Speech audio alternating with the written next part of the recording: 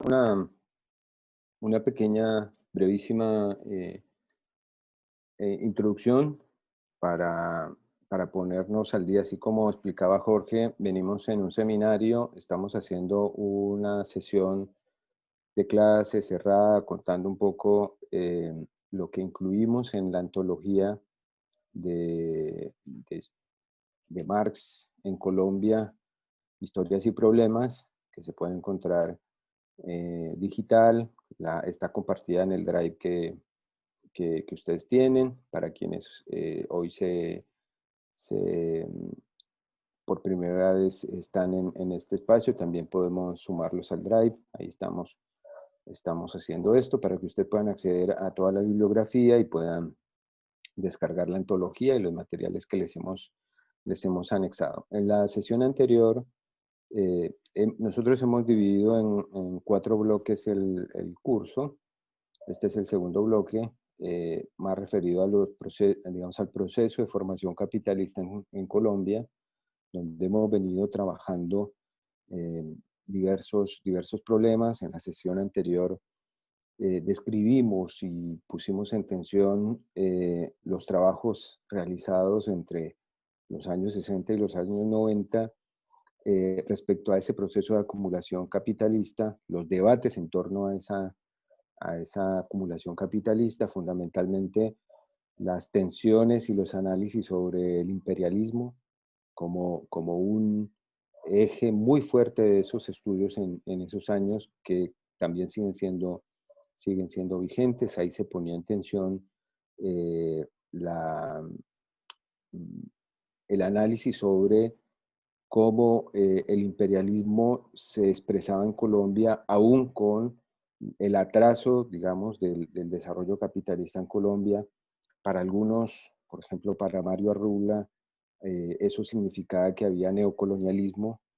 Para otros, eh, como el Centro de Estudios Santiago Quimbaya, eso significaba que ya había un cierto desarrollo combinado, desigual y combinado entre el campo y la ciudad, un proletariado en la ruralidad, un desarrollo industrial bajo, pero un desarrollo industrial que ya había ido generando una suerte de capitalismo rentista financiero en el país y que eh, articulado, digamos, a los capitales monopolistas de los Estados Unidos fundamentalmente.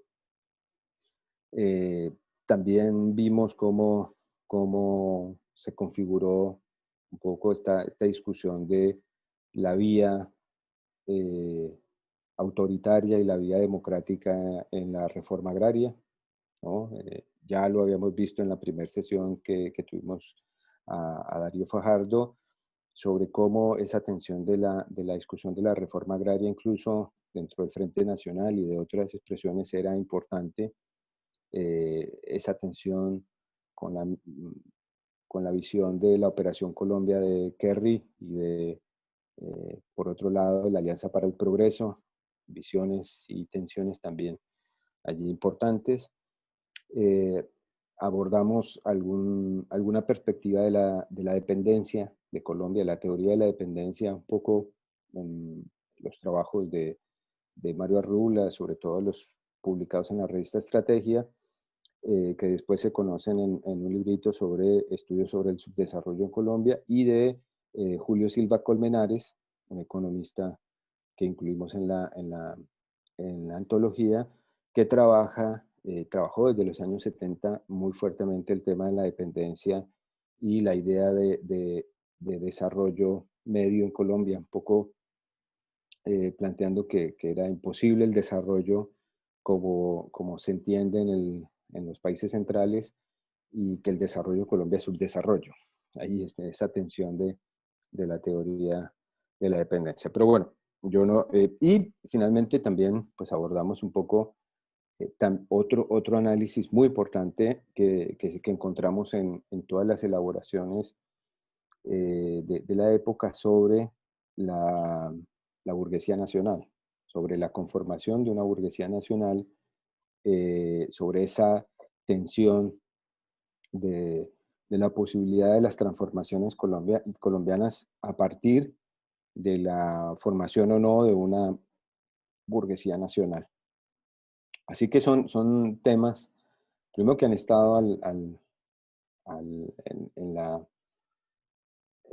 la mesa de discusión, tanto en el mundo universitario como de las organizaciones sociales y de los centros marxistas que trataron de pensar estos temas y que publicaron pues, a través de revistas y a través de proyectos editoriales pues, sus trabajos. Eso fue un poco, profe, lo que trabajamos en la sesión anterior, para hacer un resumen y para darle una entrada a su exposición. Bueno, yo no voy a intervenir más. Le agradecemos de vuelta primero a los participantes y también a Darío Fajardo, profesor de la Universidad Externado de Colombia, antropólogo, eh, doctor también del externado, bueno, un conocedor de la situación de la ruralidad colombiana y del desarrollo capitalista, miembro de la Comisión Histórica del Conflicto y sus Víctimas. Así que, profe, no le sigo contando su currículum vitae porque no terminaríamos. Así que, bueno, bienvenido y lo dejo ya con el público. Bueno, muchísimas gracias, Javier. Bueno, estamos haciendo este empate con lo que vimos la vez pasada, que yo creo que se cierra con un episodio que es muy crítico, que va a tener una proyección hasta el presente bastante profunda para Colombia, que fue el cierre a la reforma agraria. Es decir, una reforma agraria que, como decía Antonio García, tenía un carácter marginal, pero que de todas maneras tuvo una resistencia muy fuerte por parte de las élites. Y esto es muy interesante señalarlo porque esa resistencia de las élites a un proceso de redistribución de la tierra y de modernización agraria continúa hasta el presente. Es decir, es un rasgo muy fuerte de los sectores de la élite hasta el presente, inclusive parlamentarios del Centro Democrático están pidiendo que se revisen una pieza jurídica pues, importante, que es la ley de víctimas con el componente de la restitución de tierras. Es decir, ni siquiera la restitución de tierras la aceptan y por el contrario lo que están tratando es de que se revise el Acuerdo de La Habana para cerrar toda posibilidad de mínima, así sea mínima, de redistribución de la tierra. Entonces este episodio es muy importante, pero también es importante no solo por el efecto que tiene en la parálisis de la modernización del campo, sino porque, tal vez les comentaba yo a ustedes, es la apertura al tema del enganche de Colombia con la economía internacional del narcotráfico, que hasta el presente es muy brutal, nos está comprometiendo precisamente por las orientaciones que tiene la política norteamericana con respecto al tema de las fumigaciones. Entonces nos está comprometiendo en una fase nueva de violencia y de guerra.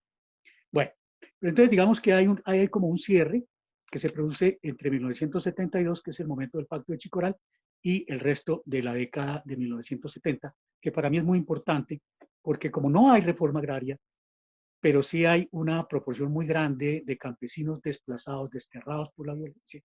Entonces el tema es, bueno, ¿qué es lo que se va a hacer con el campesinado? No solamente con el campesinado, digamos, que perdió sus tierras, sino con el pequeño campesinado, pequeños productores que están en el interior de la frontera agrícola, pero, pero que no tienen condiciones de acceso ni a créditos, ni a tecnología, ni a sistemas de infraestructuras sociales, vías, electrificación, etc. Entonces, por decirlo de alguna manera, el Banco Mundial vuelve en el auxilio del modelo de desarrollo colombiano. El Banco Mundial venía trabajando con algunos proyectos que fueron pilotos en el caso de México, el Plan Puebla en México. Se desarrolló también un proyecto similar en la India y luego el turno le correspondió a Colombia. Fueron los que se llamaron proyectos de desarrollo rural integrado, que son muy interesantes. En primer lugar, tienen un efecto real porque el componente tecnológico es una participación muy, muy notoria de lo que se llamó la Revolución Verde. Estados Unidos, a partir digamos, de la posguerra, inclusive antes habían hecho experiencias muy interesantes en desarrollos en aumentos de la producción y de la productividad de algunos cultivos. Después de la posguerra, Estados Unidos le da un empujón muy fuerte a esto que se llamó la Revolución Verde. Entonces es una articulación entre el gobierno a través del Departamento de Agricultura, algunas universidades y corporaciones que comienzan a tener fuerza, corporaciones que van articulando la inversión en la investigación, el desarrollo tecnológico y la comercialización de estos bienes. Entonces esto configura un sector muy potente que genera una disponibilidad de excedentes agrícolas muy grande en los Estados Unidos. Es decir, la revolución verde que se desarrolla en los Estados Unidos se transfiere a México fundamentalmente, algo hay hacia la India, pero lo más importante es a México y luego a Colombia. El Banco Mundial está muy preocupado, Estados Unidos siempre ha tenido una preocupación muy grande por Colombia, es decir, el riesgo de desestabilización que los Estados Unidos ve en Colombia es muy grande. A veces esta percepción es un poco, llamémoslo así, paranoica en ciertos sectores de la administración norteamericana. Recuerden que hasta el presente, pues esto está de la mano de el compromiso que se ha hecho con el presidente Duque para hacer una eventual intervención contra Venezuela, y lo que se plantea pues como una amenaza es el tema del castrochavismo, es decir, siempre se utiliza este tema de la amenaza, el peligro subversivo, etcétera, pero digamos hay otras preocupaciones en el ámbito de la política hemisférica de los Estados Unidos. El tema de Colombia es un tema incómodo, porque cada vez que se produce una intervención de Estados Unidos aquí en Colombia, se desencadena una serie de resultados no necesariamente deseables para los Estados Unidos. Bueno, entonces tiene el proyecto que impulsa el Banco Mundial de los programas de desarrollo rural integrado, donde está el componente tecnológico de la Revolución Verde, que realmente es muy impactante, y otros programas, digamos, de crédito, asistencia técnica, digamos que de alguna manera pretenden sustituir a la reforma agraria. La reforma agraria no se hace, pero los componentes, digamos, de carácter tecnológico que venían atados a la ley de reforma agraria sí se van a aplicar, pero no en los bordes de la frontera, sino en el interior y con un campesinado que no va a ser beneficiario de políticas de tierras. Entonces, lo característico de los 70 es que se cierra la reforma agraria, pero se impulsa por parte del Banco Mundial un programa de desarrollo rural que tiene un propósito explícito, que es completamente comprensible, que es el tema del abastecimiento alimentario y lo que el Banco Mundial llamó en ese momento la seguridad alimentaria. ¿Qué era la seguridad alimentaria? En ese momento la seguridad alimentaria era elevar la disponibilidad de alimentos, pero no por importaciones, sino por producción nacional. Entonces se selecciona un sector de los agricultores que es el que va a ser, digamos, el objeto de atención por parte de estos programas de desarrollo rural en asistencia técnica. Entonces, el programa de desarrollo rural integrado es asistencia técnica para pequeños campesinos a quienes no se dota de tierras, porque se supone que ya tienen tierras, que no se va a modificar la composición del interior de la frontera agraria, sino que lo que se va a buscar es el aumento de la oferta alimentaria. Y es comprensible, porque si nosotros recordamos la década anterior, la década de 1960, fue una época de mucho malestar en el país por efecto de la violencia que se había desarrollado de fines de los 40 a los años 50, es decir, hay un proceso inmenso de población rural que se desplaza hacia las ciudades, es el proceso de formación de los grandes cinturones de pobreza en torno a ciudades como Bogotá, Cali, Medellín, Bucaramanga, Cartagena. Son ciudades hacia donde se desplaza una proporción muy grande de población rural que ha sido afectada por la violencia. Y la violencia también comienza a afectar el tema de la producción de alimentos. Entonces, digamos, la justificación del programa de desarrollo rural es como cerrar la brecha que se había producido en la disponibilidad de alimentos, y efectivamente el impacto es muy grande. Es tan grande que iniciado el DRI ya a fines de la década del 70, durante los 80 hay una consolidación de la institucionalidad del sector agropecuario, y no solamente tiene que ver con la transferencia de tecnología, sino con otros componentes, por ejemplo, componentes de comercialización de alimentos, que va a tener un impacto muy grande, hasta el punto que en 1989 el gobierno nacional hace un estudio bastante considerable, bastante serio, bastante importante, sobre el estado de la agricultura en el país. Se hace una misión sobre el desarrollo de la agricultura en Colombia y uno de los resultados de esta misión es comprobar que Colombia es un país que se autoabastece en términos alimentarios, que esto es sorprendente, que un país con esas flaquezas como nosotros teníamos, el tema de la distribución de la tierra que se ha quedado paralizado, el tema de la tributación que sigue siendo la misma estructura, es decir, la tierra no paga impuestos, pero aún así el gobierno logra consolidar una oferta tecnológica tan importante que para fines de la década del 80 ya se puede decir que Colombia es un país que se autoabastece.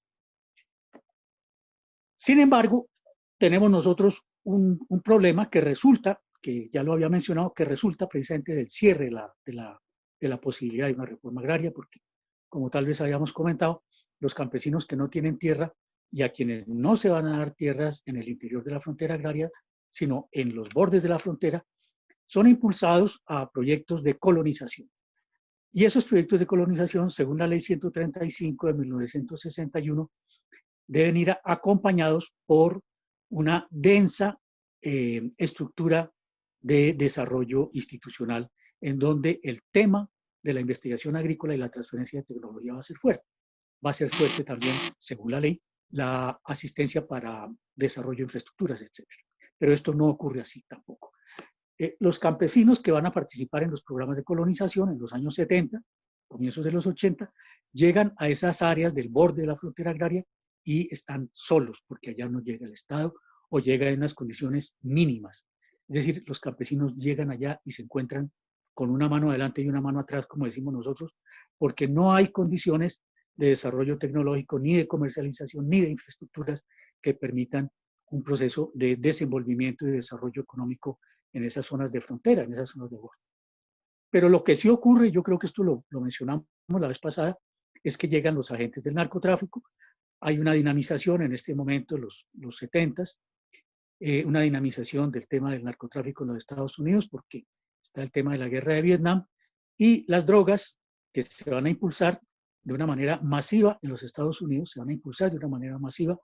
El gobierno norteamericano, digamos, llega a acuerdos con universidades, inclusive con universidades canadienses, como es el caso de McGill, que hacen investigaciones sobre psicotrópicos y efectos de los psicotrópicos en la conciencia. Entonces, esto va a impactar de todas maneras al sector más activo en el movimiento de la paz, es el tema de las drogas. Y el tema de las drogas va a encontrar en Colombia, como tal vez ya lo mencionábamos, va a encontrar un oferente supremamente importante y que en términos económicos va a ser competitivo. Somos competitivos en la oferta de drogas porque, como les decía, estamos produciendo esas drogas, comenzamos a producir las materias primas para el narcotráfico, primero la marihuana, después la cocaína, los estamos produciendo en áreas marginales, es decir, en tierras de muy bajo valor, porque son tierras que están por fuera de la frontera, son tierras que no están en el mercado de las tierras y que se van a producir con mano de obra muy barata, que es la mano de obra de los colombianos. En esas condiciones, Colombia se vuelve un país competitivo con el tema del tráfico. Y es tan importante el tema del tráfico que muchos de los dineros que reingresan al país, producto de la comercialización de las drogas, van a ser utilizados por los narcotraficantes en adquisición masiva de tierras. Porque hay un tema que es cómo se legalizan esos recursos, cómo se legaliza lo que llega de los mercados internacionales, porque no es que llega todo, pero llega una proporción muy grande de recursos, muy grande de recursos. Esos recursos, durante el gobierno del presidente López Miquelsen, se les abre lo que se llamó la ventanilla siniestra, es decir, el Banco de la República comienza a incorporar esos recursos, recursos que vienen obviamente del mercado de las drogas y de otras procedencias ilícitas, pero se sanean en el Banco de la República. La ventanilla siniestra sirve para sanear eso, pero no se quedan simplemente en esa fase, sino que se van a proyectar al campo. Se van a proyectar el campo para la compra de tierras. Entonces hay un proceso que lo ha estudiado Alejandro Reyes de una manera bastante consistente. Hay un proceso de ingreso de recursos del narcotráfico a la adquisición de tierras. Pero como ustedes se dan cuenta, la adquisición de tierras tiene un propósito puramente especulativo, es decir, la compra de tierras por parte de narcotraficantes simplemente lo que busca es legalizar esos dineros y no hay ningún afán en términos del estímulo a la producción, porque no hay condiciones, digamos, que favorezcan el desarrollo de estas nuevas tierras incorporadas, que son bastante considerables a la frontera agraria. Entonces, son tierras que quedan, como lo viene registrando el censo agropecuario, los censos agropecuarios desde esa época, son tierras subutilizadas, es decir, grandes propiedades subutilizadas y dedicadas fundamentalmente a ganaderías de carácter extensivo. Esta es una tragedia, pero esa es la panorámica de la agricultura colombiana, con un agravante, y es que la participación de los alimentos es decreciente, es decir, comienza a caer la producción de alimentos. Hay algunos cultivos que aumentan, que son los cultivos, digamos, de ciclo largo, los cultivos permanentes, que son forestales, fundamentalmente el café, algunos frutales, son los cultivos que tienen algún crecimiento. Pero lo que se advierte es la caída de la producción de alimentos. Y esta caída de la producción de alimentos va a tener un impacto muy fuerte ya a partir de los años 80, porque en Estados Unidos ya se está generando un volumen de excedentes agrícolas muy, muy importante. Tan importante que va a ser, digamos, objeto de toda una política comercial. Estados Unidos incorpora, entonces, dentro de su política comercial internacional, incorpora los excedentes agrícolas que se están obteniendo en los Estados Unidos. Es decir, Estados Unidos comienza, digamos, a salir de los excedentes agrícolas que está generando su propia producción y los va a colocar en los países. No los pudo colocar en Europa porque durante la aplicación de lo que se llamó el Plan Marshall, Europa fue muy reticente a recibir excedentes agrícolas procedentes de los Estados Unidos. Japón, que hubiera podido ser otro cliente para un capítulo del Plan Marshall, también se resiste a recibir excedentes de parte de los Estados Unidos. Y lo que se plantea en Japón es fundamentalmente la defensa de los cereales, fundamentalmente el arroz. Es decir, Japón cierra también las puertas a la llegada de excedentes agrícolas de Estados Unidos. Entonces, esos excedentes se van a proyectar en gran parte es hacia América Latina. Y Colombia es uno de los países que establece un tratado muy temprano, tan temprano como en 1954, durante el gobierno del general Rojas, para incorporar los excedentes agrícolas de los Estados Unidos. Entonces, fíjense ustedes cómo se van concatenando. Perdónenme un segundito.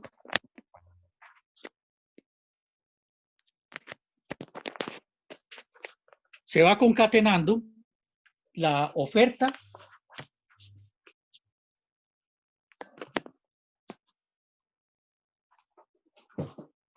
a ver, me acomodo yo con ustedes nuevamente.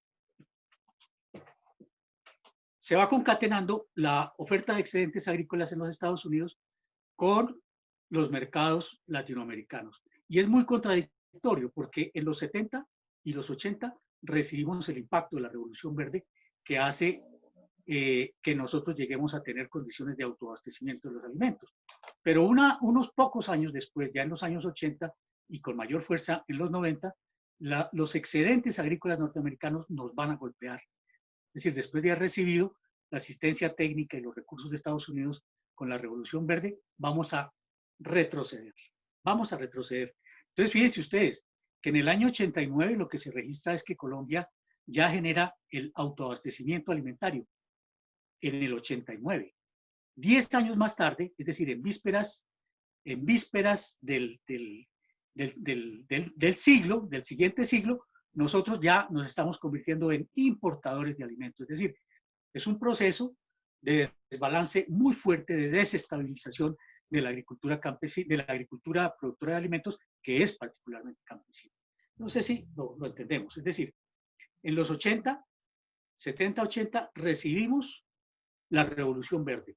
Recibimos la incidencia de los programas de desarrollo rural integrado que elevan nuestra disponibilidad de alimentos. Pero 10 años más tarde se abren las barreras aduaneras y comenzamos nosotros a recibir importaciones que vienen procedentes de los Estados Unidos y que nos van a golpear brutalmente, porque se cambia completamente la balanza comercial, como tal vez lo hablábamos en la oportunidad pasada. Es decir, de ser nosotros unos productores que nos autoabastecíamos en términos alimentarios, pasamos a ser importadores de alimentos en el transcurso de 2 décadas. Pasamos de ser autosuficientes en términos de abastecimiento de alimentos a ser importadores netos de alimentos. En este momento, como tal vez lo hemos hablado, estamos importando 15 millones de toneladas anuales de alimentos después de haber sido un país que se autoabastecía. Y en esto, pues el tema del narcotráfico va a jugar un papel pues bastante importante, porque como les decía, son recursos del narcotráfico. Gracias, Alberto. Son recursos del narcotráfico los que se van a invertir en la compra de tierras.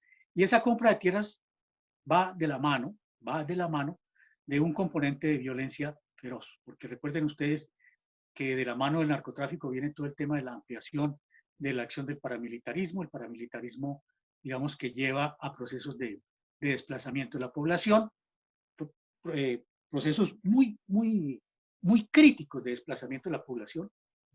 Fíjense ustedes que nosotros tenemos ya en este momento porque ha seguido dándose ese proceso, de 8 millones de personas desplazadas del campo. ¿Qué eran esas personas? Productores de alimentos. Entonces, como que las condiciones del comercio internacional de alimentos están mediadas por el impacto de la política norteamericana de excedentes agrícolas, pero también por el tema del narcotráfico y la concentración de la propiedad, que ocurre de manera violenta, porque ocurre de la mano del paramilitarismo y con recursos del narcotráfico. Digamos, este es el complejo que se construye durante los años 80, 90, en vísperas precisamente del Tratado de Libre Comercio con los Estados Unidos. Es decir, antes de que se produzca el acuerdo del TLC con los Estados Unidos, ya estábamos nosotros preparando condiciones para hacer efectivo el proceso de apertura de la demanda de alimentos en Colombia. ¿Y cómo se da ese proceso de la demanda de alimentos? Así como les comentaba yo a ustedes, violencia en el campo, expropiación de tierras a las comunidades, desplazamiento de esas comunidades por la acción paramilitar, compra de tierras por narcotraficantes y esa destrucción de comunidades de campesinos es una destrucción que conlleva la caída de la oferta alimentaria por parte de Colombia. La caída de alimentos, que es dramática, de la oferta de alimentos. Ya durante la década del 90 al 2000, nosotros nos convertimos, como les decía a ustedes, de productores y de un país que se autoabastece a un país importador neto de alimentos. No es porque haya cambiado la tierra, cambió de mano la tierra y cambió el uso de la tierra. Bueno, entonces viene este efecto del Tratado de Libre Comercio. El Tratado de Libre Comercio inclusive va a tener otros efectos asociados, porque el Tratado de Libre Comercio no solamente afecta al sector agropecuario, afecta también al sector manufacturero.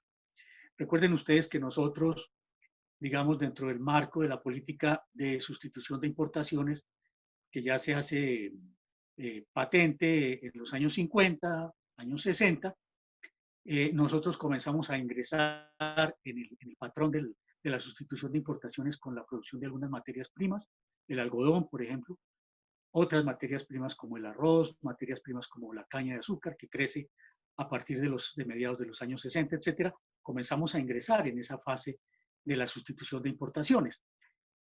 Y se desarrolla, digamos, medianamente un sector manufacturero, algo que ya tenía alguna trayectoria en el país, industria liviana, producción de alimentos y algunas manufacturas relacionadas con textiles que ya venían, digamos, teniendo un comportamiento importante, pero que ya en los 60, 70 es considerable el desarrollo de esta manufactura.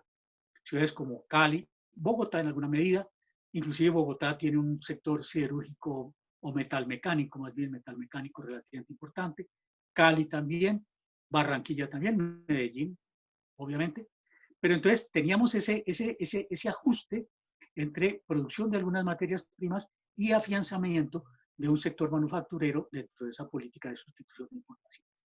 La llegada de las drogas, por una parte, los recursos que vienen derivados del narcotráfico, pero por otra parte, la política comercial que impulsan los Estados Unidos, como les digo, no está referida única y exclusivamente al sector agropecuario, sino que también están incorporados manufacturas, inclusive alimentos manufacturados, pero también otro tipo de manufacturas. Es decir, los años 80 es un periodo en el que comienza a darse un giro muy fuerte porque se abren nuestras importaciones de productos que veníamos generando nosotros. Es el caso, por ejemplo, de los textiles. Los textiles, una leve oferta de electrodomésticos que veníamos nosotros desarrollando acá, levantamos barreras aduaneras y comienza a llegar la importación de textiles. Corea, la India, son países que entran muy fuerte aquí con esos textiles y realmente el impacto que se tiene sobre la economía es muy fuerte. Les digo, es muy fuerte en el ámbito de la agricultura, pero no deja de ser importante también en el caso de la confección, en el caso de industrias livianas, porque tenemos una fase de importaciones brutal que lógicamente se apoya en el levantamiento de las restricciones aduaneras. Digamos, este es el panorama que se tiene y que me parece que es importante también ligarlo a procesos preexistentes. Y yo insisto mucho en el tema de la estructura agraria, porque esa decisión que se tomó aquí en 1972 de no hacer la reforma agraria nos generó a nosotros una debilidad muy grande, una debilidad estructural en la construcción de nuestro mercado interno. Porque definitivamente la ausencia de esas capas medias que se hubieran podido fortalecer en el campo, un poco que se hubiera extendido de alguna manera el modelo cafetero, pues con una serie de restricciones obvias que las conocemos. El modelo cafetero descansa en qué? Pues en la economía campesina. Son familias, es decir, nuestros productores cafeteros son fundamentalmente campesinos. Pero debido a las condiciones de ingresos que tienen los campesinos cafeteros, pues el mercado, si bien ha tenido algún crecimiento, el mercado interno en las áreas cafeteras y en las aledañas, pues ha sido de todas maneras restringido por esas condiciones de el ingreso de la familia cafetera. Es decir, recuerden ustedes que la pobreza en el medio cafetero no es tan grande como en otras áreas agrarias, áreas rurales nuestras, pero de todas maneras es sensible. Y por eso la Federación de Cafeteros ha tenido, pues, digamos, o tuvo una presencia interesante en estos programas compensatorios, ¿no? Programas de algunos acompañamientos a los programas rurales de salud, algunos programas de educación, etcétera, que compensaban los bajos ingresos de los cafeteros, de los productores cafeteros. Pero esa estructura de los cafeteros, que de todas maneras tenía algunos niveles de protección, no es lo que se extiende en el resto del campo. Porque el resto del campo es lo que está en el interior de la frontera agraria, digamos que está muy debilitado. Los programas del DRI tienen impacto importante en la oferta de alimentos, pero no en un mejoramiento sustancial de las condiciones sociales de la población rural. Esto es gravísimo. Y esto es algo que la misión que se hizo en el año 2014-2015, la misión para la transformación del campo, dejó en evidencia algo que el Censo Agropecuario del 2014 puso en evidencia también, la incidencia tan grande de la pobreza rural. Según el Censo Agropecuario, la incidencia de la pobreza rural es del 47%. Piensen ustedes qué significa esto, que cerca de la mitad de la población rural dispersa está en condiciones de pobreza, y pobreza crítica, porque puede decirse que en el campo no hay clases medias. Entonces es una pobreza donde los niveles de ingreso de esa población están en condiciones muy deplorables, porque hay que señalar lo siguiente: esa pobreza está precisamente asociada a los ingresos y está asociada al empleo. ¿En qué sentido? El empleo en las zonas rurales es un empleo que está fundamentalmente vinculado al sector agropecuario. Evidentemente, nosotros de fines de los 90 y durante la primera década del siglo XXI, nosotros tenemos una inversión importante en el sector minero, ¿sí? Hasta el punto, el crecimiento del sector minero es tan importante que desaloja nuestra actividad agrícola. Es decir, la primera década del siglo XXI es una década de cambios también muy importantes porque la agricultura es desalojada por la minería. Pero la minería, ustedes saben perfectamente, yo creo que Alberto sabe esto muy bien, que la minería no genera empleo. El empleo que genera la minería es muy reducido. Entonces, quienes trabajan en la minería, pues son realmente perceptores de un ingreso mejor que el que reciben la población que está vinculada a actividades agrícolas, pero la población que está vinculada a actividades agrícolas es muy, muy superior numéricamente a la población que está vinculada a la minería. O sea que estas son las condiciones que hacen esa prevalencia de la pobreza en el campo. Una prevalencia que, como les digo, está por el 47% según el censo agropecuario. La misión de estudios del sector agropecuario le da un poco menos, pero de todas maneras tenemos una proporción muy grande, que está por encima del 35%, la prevalencia de la pobreza en el campo. Bueno, este es el panorama. Este es el panorama de nuestra agricultura. Y necesariamente, como lo he dicho yo en alguna otra oportunidad, nosotros, y en eso tomo yo distancia de lo que se afirmaba en los años 70, ¿no? Que algunos decían que no había una historia nacional. Creo que Mario Rubla hablaba en esos términos, de que no había una historia nacional. Pero a mí me parece que eso es exagerado decirlo, porque en nuestro país, no solo en nuestro país, pero en nuestro país, en América Latina, creo que en cualquier país, la historia nacional combina lo externo y lo interno. Y nosotros lo hemos combinado de una manera sostenida. Obviamente con una prevalencia muy fuerte de los Estados Unidos, como lo hemos visto, pero la capacidad de construcción de la economía del país, de todas maneras hay coyunturas en las que se ha expresado, pero en otras coyunturas, digamos, esa capacidad se debilita. Se debilita, que es lo que nosotros estamos viendo precisamente en este momento. En este momento estamos viendo las debilidades, las vulnerabilidades en nuestra capacidad de construcción de una economía nacional. Pero bueno, vamos por partes porque allá vamos a llegar un poquito más adelante. El, el periodo de los exportables agrícolas, digamos que se viene deteriorando, como les comentaba yo, la balanza comercial va en contra de los bienes agrícolas y de los exportables agrícolas. Nosotros vamos perdiendo exportables agrícolas. Tenemos algunos como el azúcar, tenemos algunos como el banano, las flores de corte y otros menores, madera, ¿no? Pero son cosas casi que relativamente insignificantes. Lo grueso nuestro son banano, pues el café, flores de corte, maderas en un tercer o cuarto lugar, y ese es el ámbito de nuestras exportaciones agrícolas, salvo, obviamente, del que ya hemos hablado, la cocaína, que es supremamente importante. Y por otra parte, como les decía, hay un reemplazo, es decir, las exportaciones agrícolas van disminuyendo, comienzan a aumentar las importaciones agrícolas y comienzan a ser reemplazadas esas exportaciones por minerales. Pero el ciclo de los minerales también es muy inestable, porque recuerden ustedes lo que pasa con el petróleo. ¿Sí?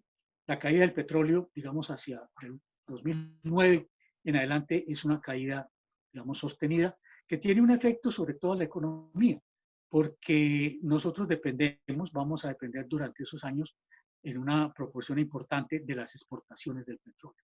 Y cuando los precios del petróleo se caen, pues estas economías, digamos que dependen, pues el caso extremo, pues el caso de Venezuela, pero nosotros también teníamos para ese momento, digamos, finales de la primera década del siglo XXI, teníamos una dependencia ya importante de los ingresos por el petróleo.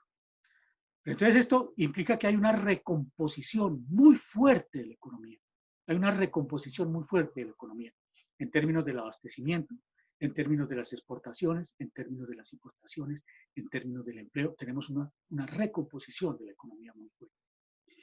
Esa recomposición de la economía durante el gobierno del presidente Álvaro Uribe tendría estas características, yo les diría. Hay que recordar que este gobierno, el gobierno del presidente Uribe, es un gobierno que tiene una base social en el sector agrícola, agroexportador. Digamos, es muy importante. Y ustedes ven, posiblemente recuerdan que quienes rodean al presidente Uribe, digamos, en el primer gobierno del presidente Uribe, está muy rodeado por los gremios del sector agropecuario y realmente él asigna recursos bastante importantes para, de alguna manera, incidir y recuperar el sector agropecuario. Digamos, es el sector con el que él está más identificado. Es el sector que constituye, por así decirlo, su base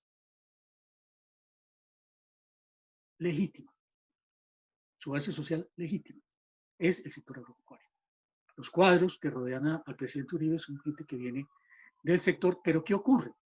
Que Estados Unidos ya viene avanzando en ese cambio que se sentía con pasos de animal grande.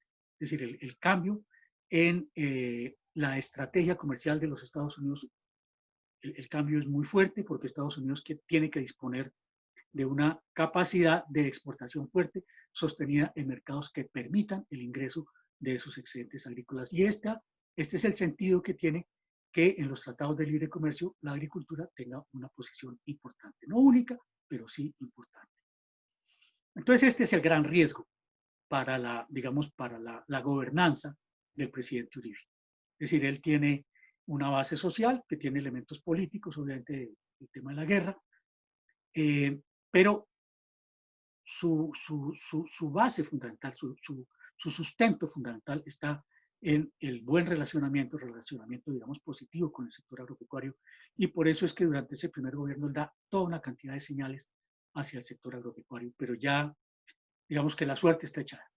La suerte está echada porque Estados Unidos ya desde la década del 90 comienza a avanzar en presiones para el levantamiento de estructuras tarifarias. Es decir, para Estados Unidos esto es muy fuerte. Todas las negociaciones del GATT, todas estas negociaciones de comercio internacional relacionadas con los productos agrícolas ya van marcando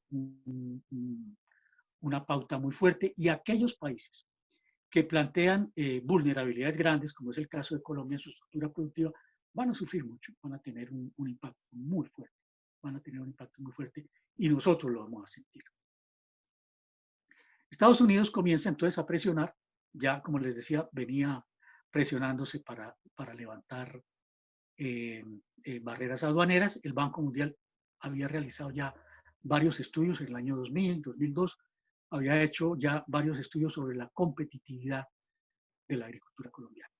Esto era un campanazo, la competitividad, el problema de la competitividad de la agricultura colombiana.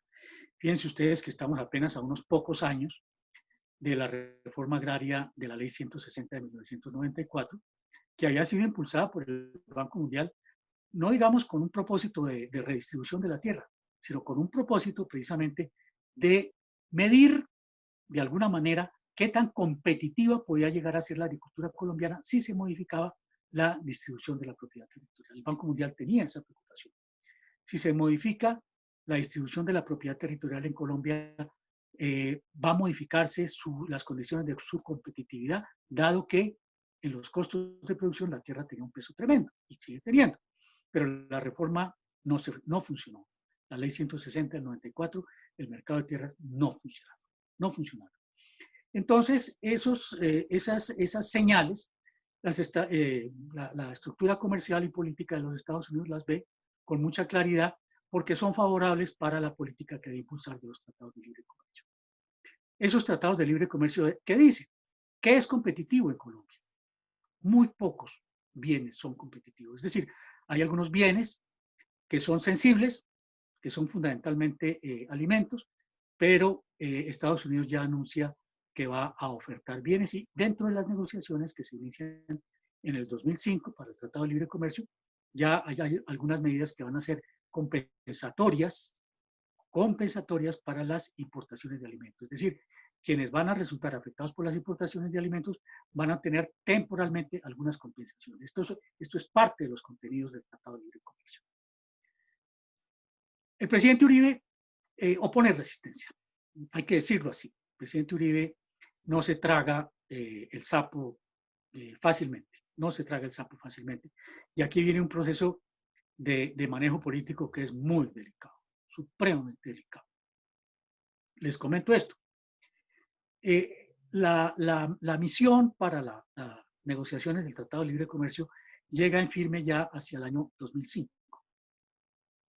hacia el año 2005, comienzos del año 2005, ya comienzan a avanzar, digamos, procesos inclusive de capacitación de funcionarios para el tema de las medidas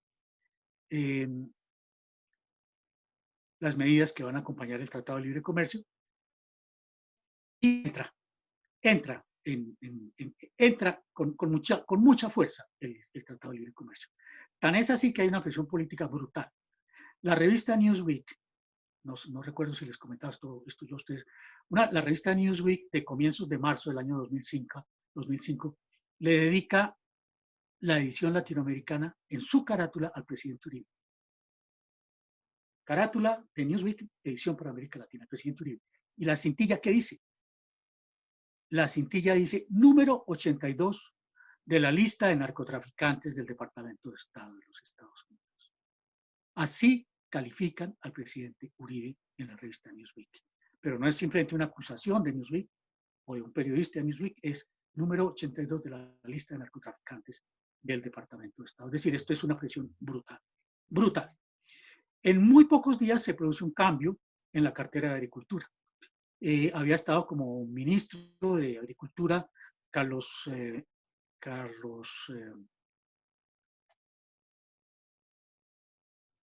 olvidé el nombre. Bueno, Carlos Gustavo Arrieta.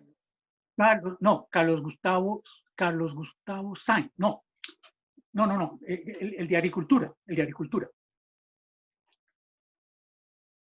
Carlos Gustavo Cano, perdón.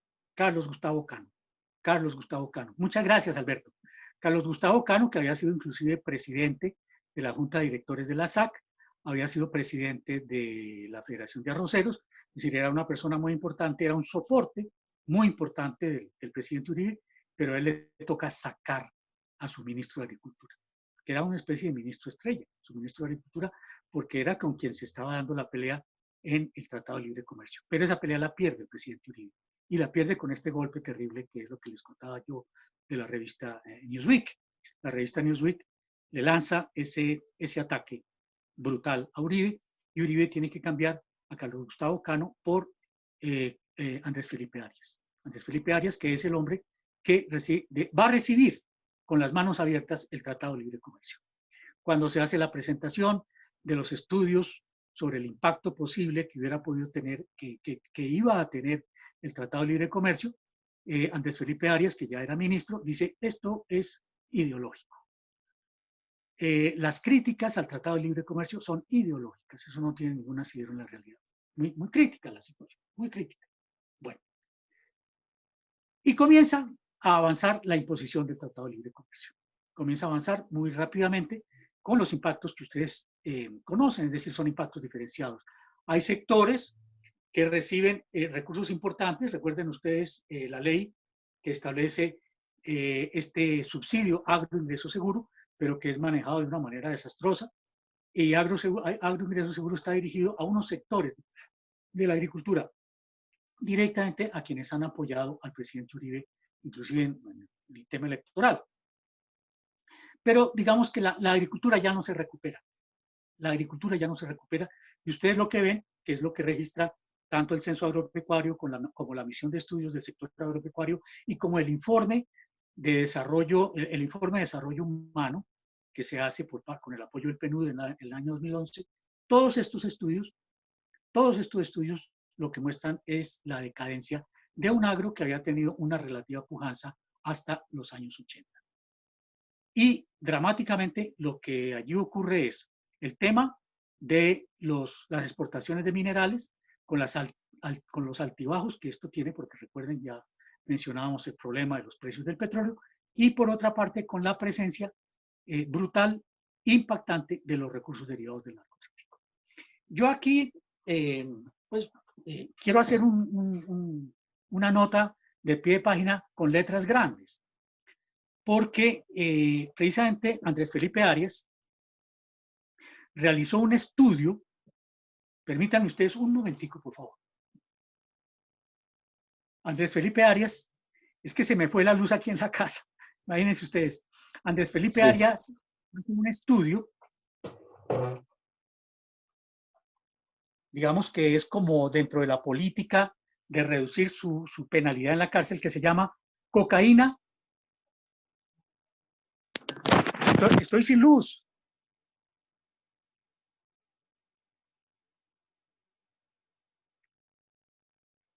Cocaína, estabilizador macroeconómico colombiano. Imagínense ustedes, cocaína, estabilizador macroeconómico colombiano. Y ese es el estudio que hace Arias con una documentación bastante seria.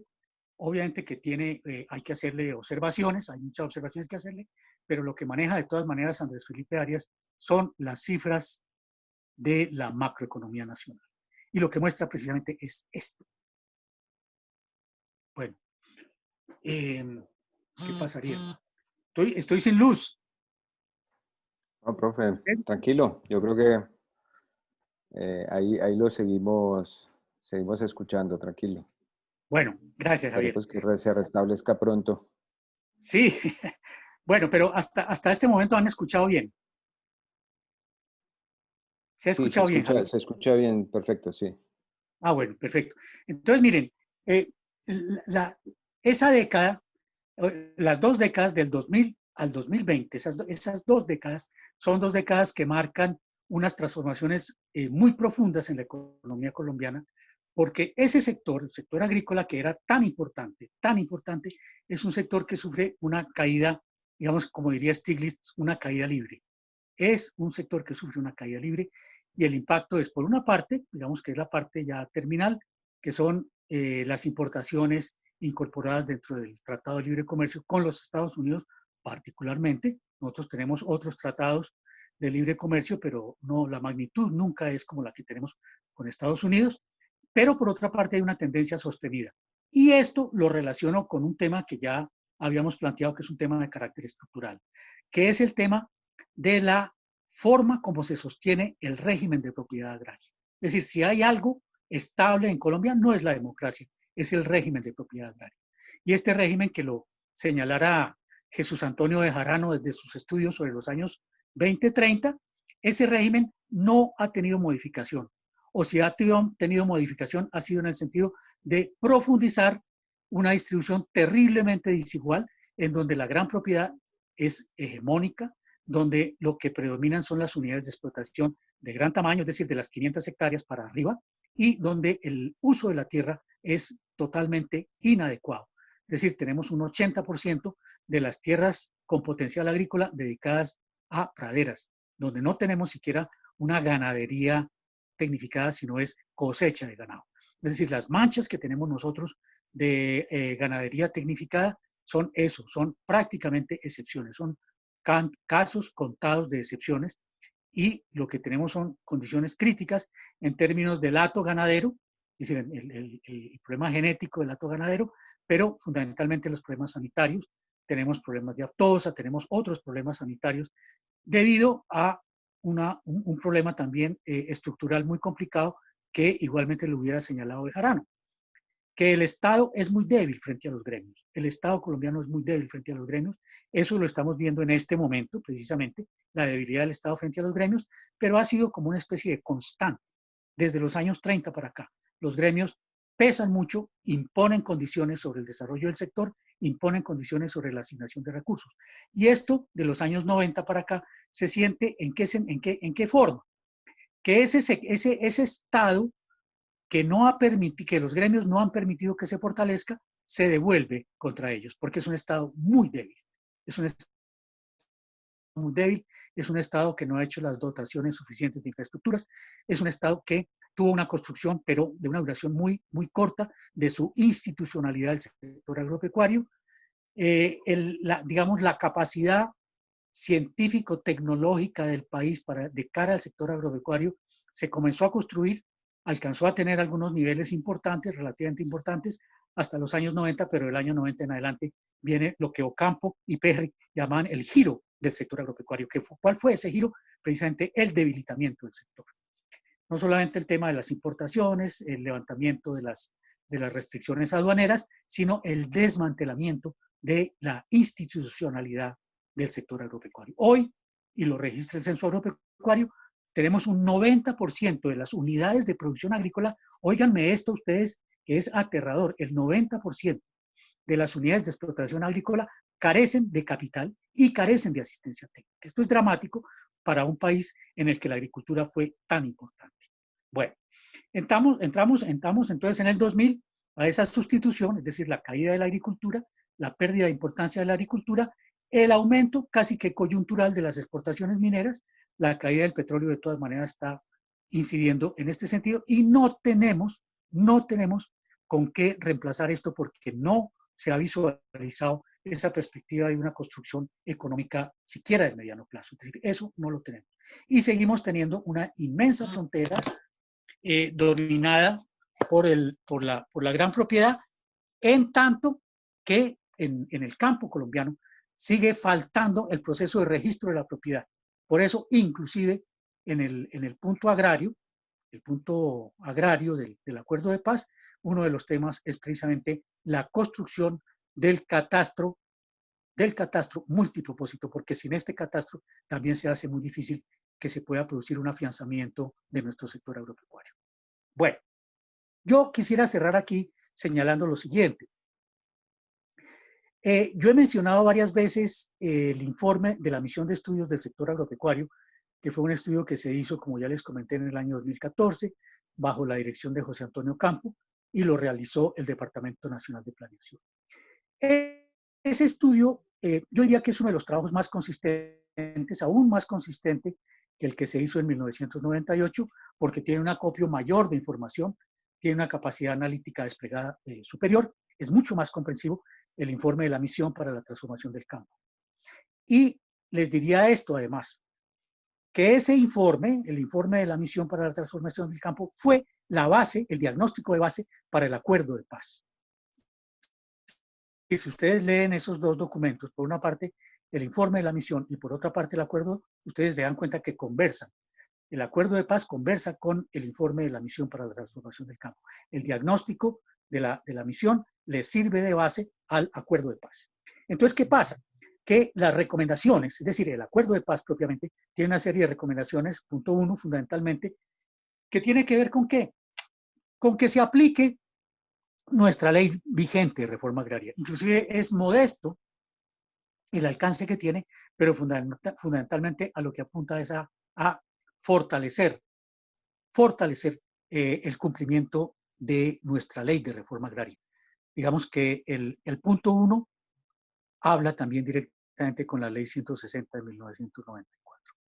Entonces, fíjense ustedes que la decisión de la administración actual del gobierno de Duque de, como dicen, volver trizas los acuerdos, no solamente vuelve trizas los acuerdos, sino que nos lleva a un momento anterior a 1990.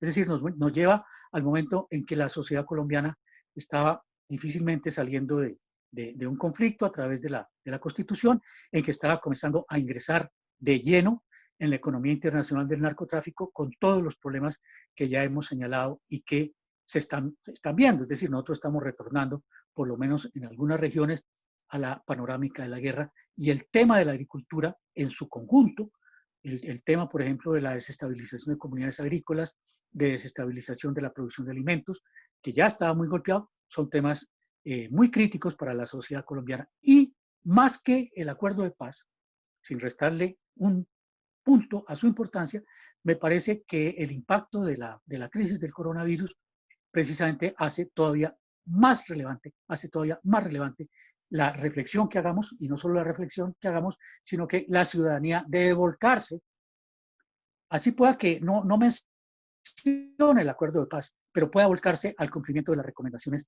de esta misión para la transformación del campo, cuyos objetivos, entre otras cosas, es la superación de las brechas entre el campo y la ciudad, que es permanente en la historia moderna de Colombia. Muchísimas gracias por su atención y bienvenidas sus preguntas, sus comentarios. Y muchas gracias, Javier. Muchas gracias a todos.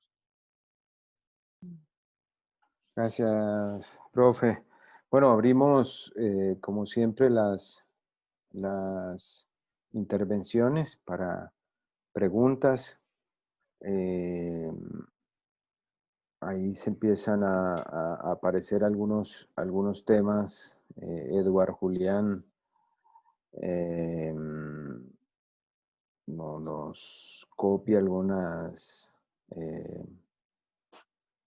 a algunos párrafos de un artículo, Salas 2015, sobre sobre el conflicto. Bueno, y creo que habría algo para decir. Mm, Creo que la perspectiva que se ha venido trabajando no es tanto desde los actores del conflicto, sino justamente del proceso de formación del capitalismo y cómo la tierra tiene ese espacio central, ese eje central en ese proceso, y un poco lo que entiendo. Hemos trabajado tanto en las sesiones anteriores con el profe Darío como en las sesiones del seminario, bueno, tienden un poco a explicar desde otro lugar lo que viene ocurriendo con la ruralidad. Es decir, hay una visión de expulsión del campesinado y de las organizaciones y de las comunidades para otros fines, los fines mineros, para los fines eh, que, que, eh, que ya ha descrito muy bien el profe Darío, así que no me va a extender. Pero bueno, ahí aparece esa conversación, profe, un poco en esta discusión que también se expresó en el documento de la Comisión Histórica sobre cómo se había desarrollado el conflicto, cómo nació y cómo se desarrolló ese conflicto. Habían visiones contrapuestas aquí. Hay una de que había unos actores que se fueron hacia la población civil y la impactaron, pues es una visión, pero también ahí hay otras y hay bastantes tensiones alrededor de esa. Bueno, ahí aparece eh, esa tensión. Bueno, Alberto, profesor Fajardo, en este proceso de pérdida de la producción agrícola nacional, el impacto fue igual tanto para la producción capitalista como para la producción campesina. Se dice en algunas notas de prensa que la producción campesina aporta 70% o más de los alimentos que se consumen en Colombia. ¿Es cierta esta afirmación? Después, eh, vamos, profe, saliendo de estas preguntas y, bueno, primero esta afirmación de los actores del conflicto. La segunda, la pregunta de Alberto. Eh, Hay otra, espectador anónimo, no sé. Juan David Giraldo. Gracias al profesor Darío. Mi pregunta va en torno al concepto de territorialidad que despliega en el trabajo con relación a las dinámicas internas y externas sobre el agro colombiano. Lo conecto también con la categoría de crisis semipermanente que desarrolla en otro trabajo, una crisis agudizada en estos momentos con la cuestión de la minería intensiva actual y esas dinámicas comerciales a las que suele someterse el problema agrario. Son las preguntas que tenemos y yo recuerdo una que tenemos de la sesión anterior, ya que veo que le llegó la luz al profe Darío, la, la, la, la recuerdo. Un poco es ya hablamos de 1994, la ley de tierras de ese año que abrió la posibilidad de las zonas de reserva campesina. Desde la sesión anterior quedó como en, en la mesa la necesidad de conversar qué papel juegan y qué alternativa, digamos, se constituyen estas zonas de reserva. Y vamos por ahí llegaron otras, creo que llegaron Y otras ahí hay otras preguntas. preguntas. Así. Entonces, bueno, vamos con estas y hacemos rondas. Bueno, sobre la producción de alimentos, me parece importante señalar lo siguiente. Como les decía, el estudio de Planeación Nacional de 1989 mostraba que Colombia era autosuficiente en el abastecimiento de los alimentos. Y los alimentos, como sabemos, vienen fundamentalmente de la producción campesina. Es decir, las fincas medianas y grandes, las explotaciones medianas y grandes, producen otro tipo de bienes que no son los alimentos de consumo directo, alimentos frescos, de consumo fresco, hortalizas, algunos frutales, algunos animales como pequeños animales, gallinas, conejos, etc. Entonces, esa proporción de la economía campesina fue muy importante hasta los años 80, 90. Luego comienza el retroceso. Y ustedes pueden mirar en los censos agropecuarios, el 60, el 70 y el 80, la caída es sostenida, la caída de la producción de alimentos. Es decir, crecen los cultivos permanentes y desciende la producción de alimentos. Y desciende la producción de alimentos porque la atención del Estado no es sostenida. Es decir, nosotros tenemos unos periodos en los cuales hay una asignación relativamente importante de recursos para el desarrollo rural e inclusive para la reforma agraria, pero esto no se sostiene. Entonces la agricultura, toda la agricultura, no solo la economía campesina, sino toda la agricultura, depende del fomento que realice el Estado, en términos del crédito, en términos de las tasas de interés, en términos de las transferencias para asistencia técnica, en términos de las infraestructuras, en términos inclusive de las políticas arancelarias. Todas estas son acciones o frentes desde los cuales el Estado atiende el desarrollo y el sostenimiento de la agricultura, no solo de la agricultura campesina, sino de la agricultura en general. Entonces, en el caso de la producción de alimentos, lo que tenemos nosotros es que, digamos, del 2000 en adelante, cuando entra el Tratado de Libre Comercio, viene una caída sostenida de la agricultura. Esto lo ha registrado de la agricultura y de la producción de alimentos. Esto lo ha sostenido la SAC, por ejemplo, y ese tema de los volúmenes de importaciones que estamos haciendo nosotros, pues es que sigue creciendo, ¿sí? Nosotros estábamos, en el 2010, estábamos en 11 millones de toneladas, en este momento estamos en los 15 millones de toneladas. Fíjense ustedes que esto es sostenido, va creciendo. El gobierno ha tratado, más por, digamos que por factores de carácter político, que por factores reales de asignación de recursos, de presentar programas. Colombia Siembra, por ejemplo, fue un programa que estuvo presente en un gobierno, en uno de los gobiernos del presidente Juan Manuel Santos, Colombia Siembra. Se asignaron algunos recursos, pero realmente la recuperación de la agricultura productora de alimentos ha sido muy débil. De todas maneras, los datos que presenta el DANE sobre esa participación de la economía campesina en la producción de alimentos, lo que nos muestra es de todas maneras una realidad porque los campesinos siguen produciendo alimentos. El problema que tienen ellos, como lo demostró el paro del año 2013, es no solo la producción, sino la comercialización. Los campesinos en el paro del 2013 lo que decían es, ¿qué hacemos con nuestros productos si llegamos a los mercados y esos mercados ya están saturados de importaciones? Ese es el choque que encuentran ellos con las importaciones. Porque ellos de todas maneras encuentran problemas en los precios. Por ejemplo, los precios de los insumos no bajan. Las tasas de crédito para el sector agropecuario, fíjense ustedes que el gobierno ahora, con motivo de la pandemia, anunció y efectivamente se redujeron algunas tasas de crédito, tasas de interés para los créditos hacia el sector agropecuario. Pero hay un factor que tenemos que entender, hay que tenerlo aquí muy presente, y es que el pequeño campesino no acude al crédito formal. El crédito formal es un crédito que exige, como ustedes saben, títulos de propiedad, es decir, las garantías de la tierra y una serie de trámites y de condiciones, por ejemplo, presentar un proyecto productivo, una serie de condiciones que el campesino productor de alimentos difícilmente puede cumplir. Entonces, esa base campesina que efectivamente produce alimentos tiene limitaciones en las relaciones institucionales, porque esto que les acabo de señalar del crédito, el acceso al crédito, el crédito no está diseñado para los campesinos. El crédito está diseñado para otro tipo de productor, pero no para el productor campesino que carece de títulos, que carece de unas condiciones que faciliten su acceso al crédito formal. Entonces, ¿qué hace el campesino? Pues él acude al crédito informal, el crédito de los comerciantes, el crédito de transportadores, inclusive el crédito que le pueden dar las agencias distribuidoras de insumos. Pero es un crédito que obviamente sus tasas de interés están muy por encima, y lo dramático es esto, en términos macroeconómicos, Alberto, yo creo que es importante tenerlo en cuenta. Las tasas de interés siempre están por encima de la tasa de ganancia de la producción agrícola, sobre todo el caso del campesino. Entonces siempre está produciendo a pérdida, siempre está produciendo a pérdida. El secreto del campesino es que él produce sobre una tierra que, digamos, no está sometida a los cánones de arrendamiento de la agricultura comercial.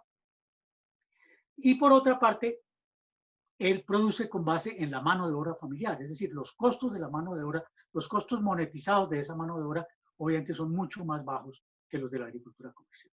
Entonces, en esas condiciones es que el campesino sigue produciendo, sigue sacando a los mercados, pero allí va a encontrar otro problema muy grande, que es por una parte este tema de las importaciones y por otra parte las condiciones mismas de los centros de acopio en las ciudades. Miren, yo fui productor, en algún momento fui productor, y yo sé lo que es llevar unas cargas de papa a Corabasto. Eso es un infierno, porque esto allí tiene una serie de mediaciones muy complicadas que definen a quién le compran y a quién no le van a comprar independientemente de los precios. Es decir, aquí hay una estructura donde median inclusive relaciones de tipo político para la comercialización de los alimentos en las centrales de abasto. Entonces, para que llegue de ahí, de la parcela al campesino, de la parcela campesina al consumidor urbano, se necesita que se produzcan cambios supremamente importantes que se trataron de explorar aquí con los mercados campesinos, pero todavía son estructuras muy débiles que posiblemente la pandemia nos va a permitir generar alternativas viables y eficientes para que el campesino pueda comercializar en las ciudades sin necesidad de pasar por esas estructuras de las centrales de abastos, porque además hay que tener en cuenta estos otros factores. Bueno, eso en cuanto al tema de la producción de alimentos. Entonces, de todas maneras, los campesinos sí siguen produciendo, son capaces de generar alimentos, pero tenemos esas trabas, digamos, en el acceso a los mercados que son las que más complican. O sea que nosotros todavía tenemos una barrera generada por la importación de alimentos que todavía está gravitando. En este momento, yo no sé exactamente qué es lo que está pasando con el abastecimiento de alimentos, pero de todas maneras tenemos esa situación que no creo que se haya resuelto de la noche a la mañana. Y por el contrario, lo que ustedes ven es que el abandono de proyectos viales, de vías de tercer nivel, prácticamente eso no avanza. Prácticamente eso no avanza. Y en un país como Colombia, donde el grueso de los productores campesinos está en zonas de vertiente, que son zonas muy vulnerables digamos, a los derrumbes, todos estos efectos que se agravan con el cambio climático, pues ahí lo que podemos ver es que es más difícil todavía para el campesino acceder a los mercados. Es decir, hay unas dificultades muy fuertes que habrá que hacer un esfuerzo para que no solamente produzca ese 70%, sino para que esa oferta del campesino llegue efectivamente a los consumidores urbanos de los distintos niveles de ingreso, pero particularmente a los de bajos ingresos. Y por eso es que hay que buscar otros mecanismos como esto que se llama mercados de cercanías, etc. Bueno, está el tema de territorio.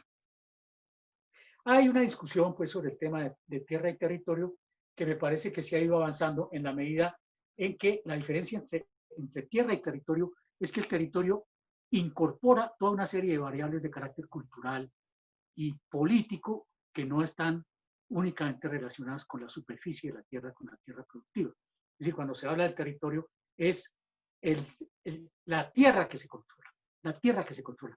No solamente la tierra donde se siembra, donde se cosecha, etcétera, con unas determinadas condiciones, con un riego, etcétera, sino que está articulada a toda una serie de elementos políticos y culturales. Por ejemplo, ¿qué es una comunidad?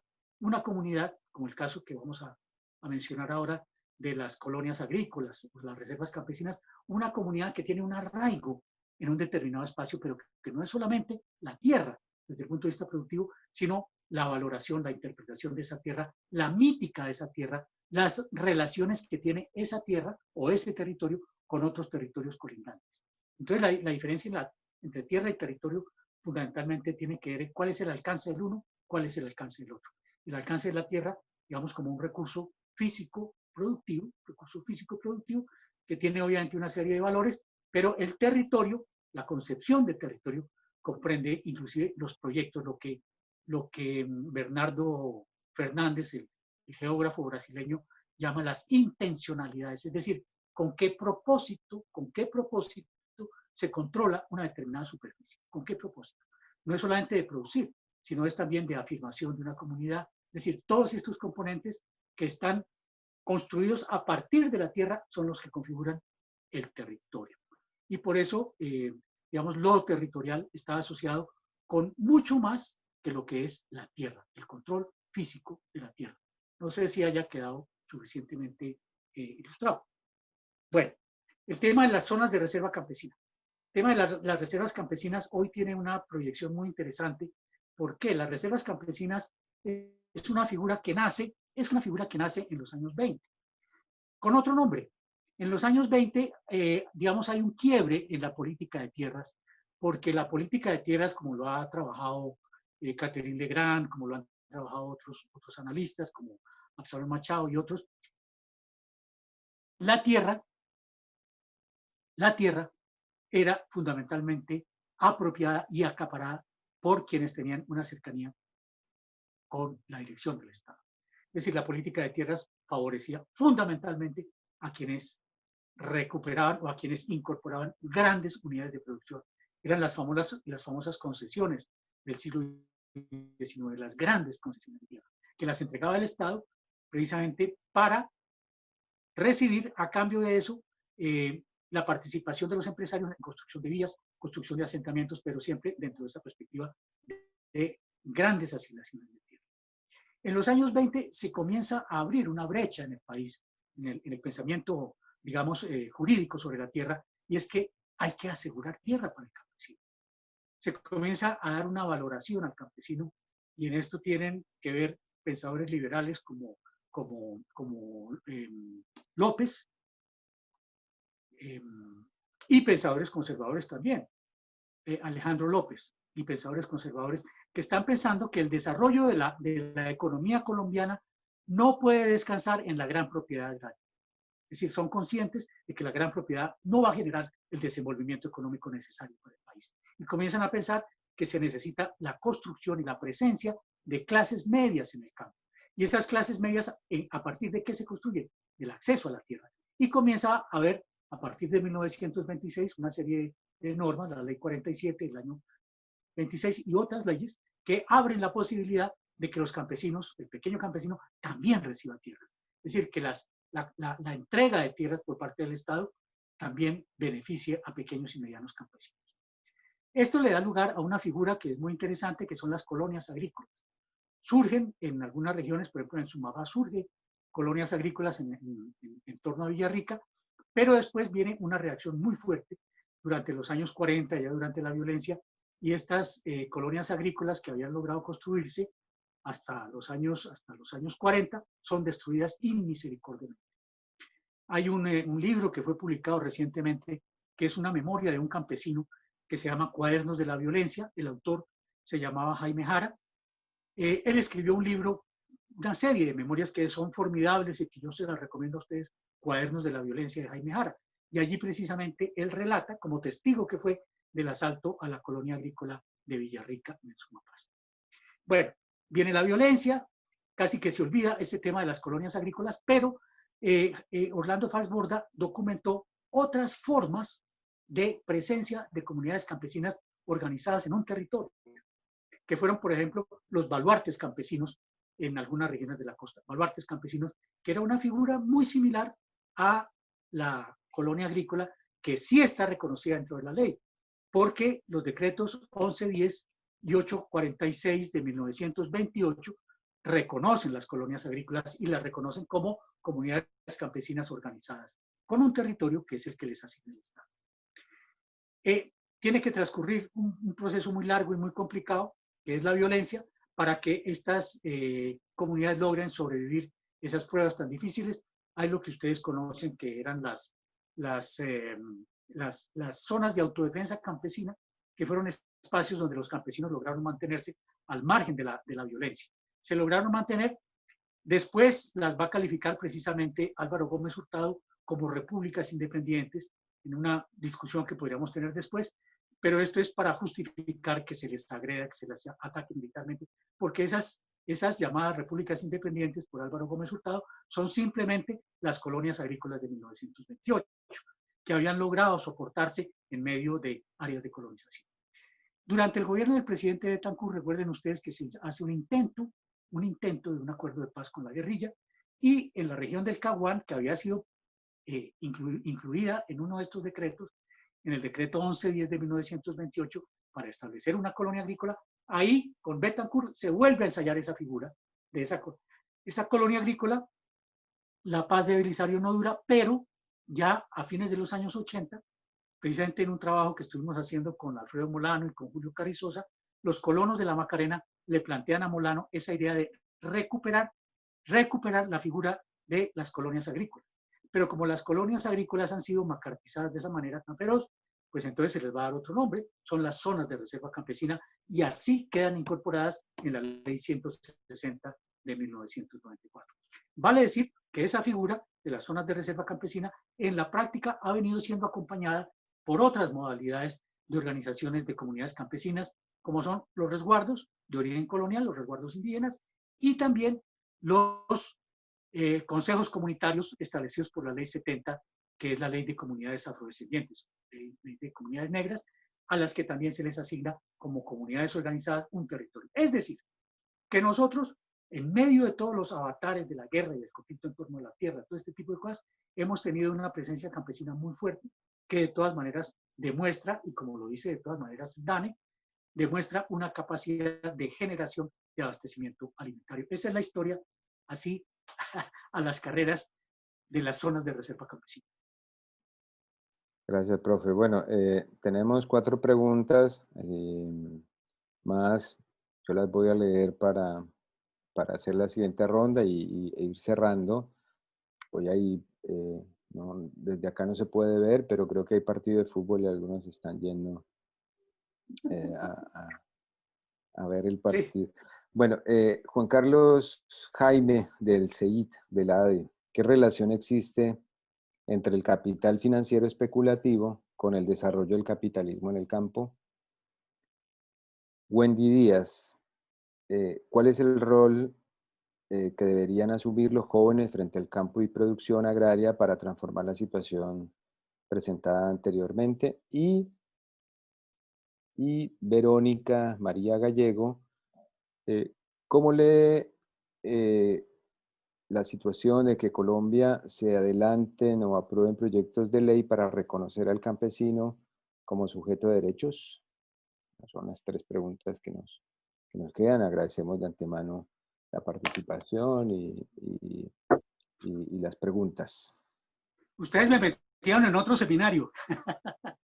Bueno, primero, el tema del capital financiero es supremamente importante porque el capital financiero, digamos que es un desarrollo del capital, es una fase del desarrollo del capital que ustedes ven que tiene una historia bastante compleja, bastante vinculada con las crisis del capitalismo y con las crisis civilizatorias. Tal vez una de las primeras, no la primera, pero sí una de las primeras es la crisis de 1929, que es una crisis impulsada fundamentalmente por la gestión del capital financiero, es decir, el capital especulativo que desplaza a la economía real. Ese desarrollo vuelve a surgir ya en las fases de recuperación del capitalismo de los años 70, y ustedes tienen que ese capital financiero avanza de una manera aplastante a través del papel que va cumpliendo el mercado de capitales y el afianzamiento de la banca. Entre nosotros, ese capital financiero va a tener una presencia muy fuerte en los años 70 porque es el capital financiero que va a jalonar el desarrollo de un sector líder de la economía, que es la construcción de vivienda. La construcción de vivienda está alimentada por el capital financiero. Son las corporaciones de ahorro y vivienda, las corporaciones financieras que van absorbiendo no solamente bancos, sino que van absorbiendo y controlando la economía real. Es decir, a través de la financiación, el capital financiero va avasallando otros sectores de la economía. En los años 80, me parece que hay un proceso muy crítico entre nosotros, que es ese avance del sector financiero se apropia ya definitivamente del campo. El capital financiero avanza sobre el campo y esto no ocurre en Colombia. En Colombia casi que pudiéramos decir que es un caso marginal, porque lo que ocurre a nivel nacional, a nivel internacional, es precisamente ese posicionamiento del capital financiero controlando absolutamente todo, inclusive con respecto al desarrollo de la agricultura, una figura que es bastante complicada, que son las compras de cosechas por adelantado. Es decir, la especulación sobre las cosechas que ejerce precisamente el capital financiero, la composición accionaria que comienza a infiltrarse en el mercado de los bienes agrícolas. Entonces ya el productor comienza a depender cada vez más profundamente del capital financiero no simplemente a través del crédito al que él tiene mayor o menor acceso, siempre con unas tasas de interés bastante complicadas, que guardan una relación desfavorable con las tasas de ganancia de la producción agrícola.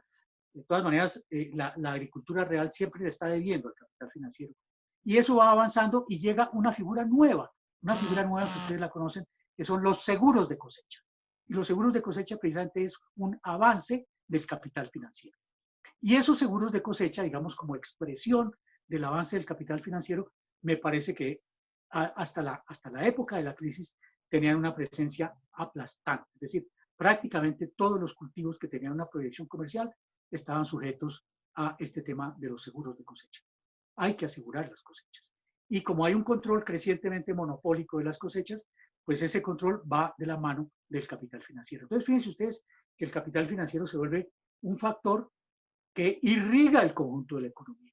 Extrae, hace un proceso de acumulación y extrae una renta muy alta, de la economía en general, pero de la agricultura en particular.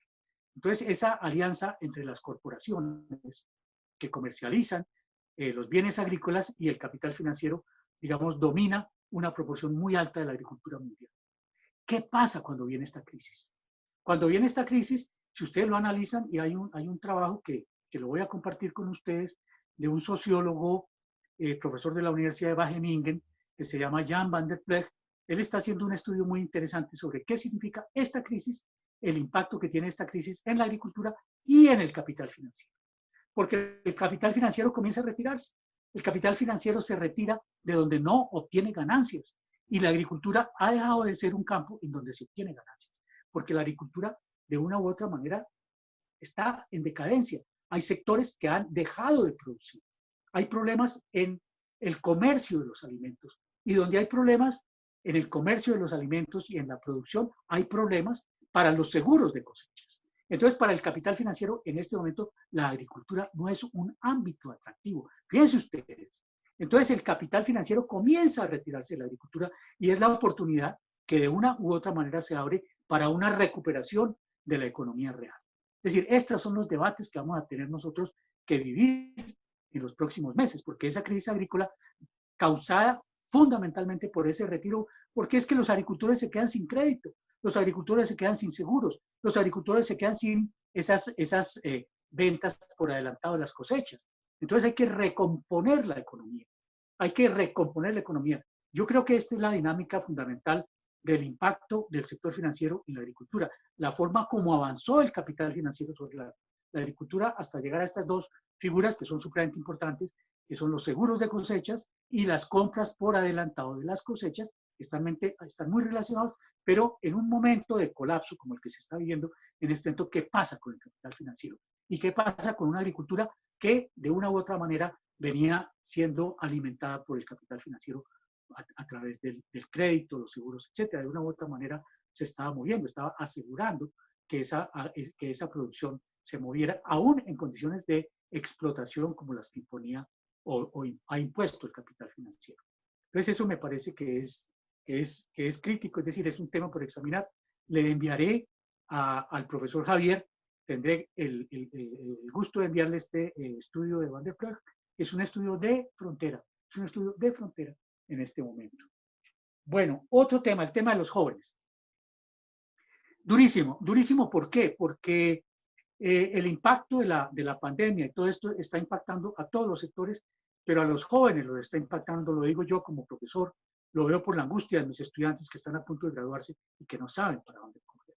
Y a mí me parece que esto también es, como alguien decía de una manera muy dramática y muy oportunista, las crisis son también oportunidades. Y a mí me parece que esa perspectiva de la articulación de los jóvenes con la agricultura puede ser una perspectiva muy interesante. Es decir, la constitución de cooperativas, piensen ustedes, por ejemplo, cooperativas de jóvenes profesionales, jóvenes en todo sentido, no solamente desde el punto de vista de la edad, sino de la apertura del pensamiento, de profesionales que se asocien en cooperativas para dar asistencia técnica a los campesinos, asistencia técnica en la producción, asistencia técnica en el crédito. Por ejemplo, la organización de cooperativas de crédito, en donde es mucho lo que se puede hacer. Y me parece que los jóvenes tienen aquí una perspectiva distinta de irse a trabajar a un banco de del tradicional sector financiero. Me parece que vale la pena explorar esto y explorarlo también desde la perspectiva de los conocimientos. Miren ustedes, el tema de la agroecología me parece que es un tema que amerita la presencia y la participación de los jóvenes, de la disposición para la innovación en el terreno de la tecnología y de la transferencia de tecnología hacia los sectores de producción de alimentos. Finalmente, el tema de los campesinos. Yo diría lo siguiente, miren, frente a los campesinos, el establecimiento a nivel mundial, pero en particular en Colombia, hay una posición ambigua. Ambigua, ¿por qué? Porque se les necesita, pero se les desconoce. Esas cifras que tenemos nosotros sobre la potencialidad de producir alimentos de los campesinos nos muestra que son un sector estratégico. No podemos prescindir de los campesinos. Pero la mejor forma de relacionarse el capital con los campesinos es negándolos, es invisibilizándolos, porque eso permite rentar en condiciones de inferioridad el trabajo campesino. Si al campesino se le desconoce, si al campesino se le niega, se le excluye, de todas maneras se le necesita, pero se va a contar con una producción y con un trabajo con una remuneración menor. Ese es el sentido de la exclusión, así como se excluye al negro, así como se excluye a la mujer, no para no incorporarlo en el aparato productivo, sino para remunerar en condiciones inferiores su participación en esa economía. Bueno, yo creo que con esto cerramos. Javier, Sí. muchísimas gracias No, a muchas todos gracias, ustedes profe. por su atención. Excelente. Profe, excelente. Como siempre, les comentamos que vamos a subir esta intervención a YouTube para que la puedan compartir y las sesiones anteriores están ya subidas en nuestro canal de YouTube para que quienes quieren continuar pues participando, bienvenidos, bienvenidas. Hay una pregunta de un compañero de Honduras, la dejamos para el siguiente encuentro. De verdad que pues agradecemos, profe, que nos haya acompañado en estas dos sesiones en medio de tanta turbulencia, en medio de tanto teletrabajo, que nos haya sacado este tiempo y bueno, les recordamos el próximo 23 de octubre continúa el seminario vamos a empezar o a continuar hablando ya del Estado como categoría y las discusiones, la historia y los problemas que han rondado al pensamiento marxista en Colombia sobre este tema tan importante. El 23 y el 30 de octubre siguen este tema y en noviembre vamos a hablar sobre la cultura y los debates alrededor de lo cultural, de la educación, también desde la perspectiva marxista. Bueno, entonces agradecemos a todos y todas y profesor Darío en especial, pues muchas gracias por brindarnos todas estas enseñanzas y esta complementación al trabajo que venimos haciendo desde el Grupo de Pensamiento Crítico Colombiano. Javier, muchísimas gracias. Muchísimas gracias. A la familia, un abrazo muy apretado y muy cariñoso. Y a todos ustedes, muchísimas gracias. Muchas gracias. Gracias, Feliz profe. fin de semana. Muchas gracias. Igualmente. Chao, querida. Chao, profe. Un abrazo. Mil gracias. Chao. Me da mucha alegría verte. Bueno, Igualmente. hasta que yo vaya a Buenos Aires. Chao, querida. Un abrazo. Bueno, Bienvenida. nos vemos. Un abrazo. Chao, gracias. Muchas gracias. Bueno, gracias a todos y todas. Entonces, recuerden, los materiales los seguimos subiendo al Drive para que ustedes puedan acceder a las lecturas. Les agradecemos. Nos vemos el 23 de octubre a las 5 de la tarde, hora de Colombia, 7 de la tarde, hora Argentina. Bueno, un abrazo especial para todos y todas.